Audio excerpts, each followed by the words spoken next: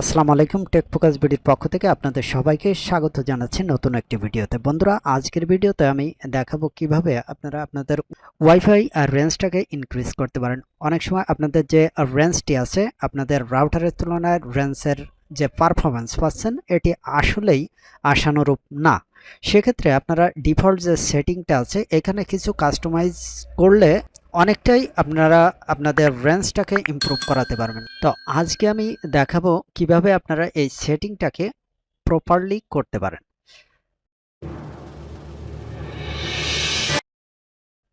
তো চলুন বন্ধুরা একটি ব্রাউজারে যাই।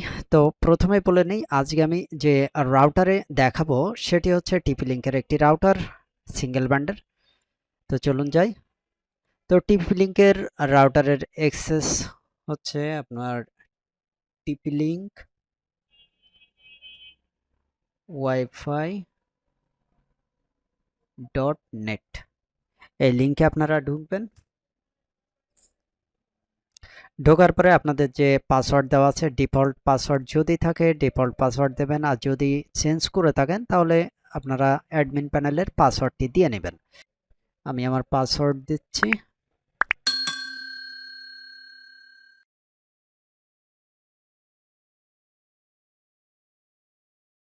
তো আমরা রাউটারের অ্যাক্সেস পয়েন্টে ঢুকলাম। ঢোকার পরে প্রথমে যে কাজটি আমাদের করতে হবে সেটি হচ্ছে ওয়্যারলেস অপশনে যাবেন। যাওয়ার পরে ওয়্যারলেসের যে বেসিক সেটিংস আছে এইখানে আপনার ডিফল্ট যে সেটিংস থাকে এবং বর্তমান যে সেটিংটা আছে আপনারা এখানে দেখেন চ্যানেল অটো দেওয়া থাকে, আপনারা 13 করে নেবেন। তারপরে চ্যানেল উইথ থাকে অটো, আপনারা 40 মেগাহার্টজ করে নেবেন। নেওয়ার পরে সেভ বাটনে ক্লিক করবেন। করার পরে আপনারা যে কাজটি করবেন সেটি হচ্ছে এই সিস্টেম টুলে যাবেন। সিস্টেম টুলসে যাওয়ার পরে এখানে দেখেন রিবুট অপশন, এই রিবুট অপশনে আসার পরে আপনারা আপনাদের রাউটারটাকে একটা রিবুট দেবেন, তা না হলে কিন্তু কোনো কাজ করবে না।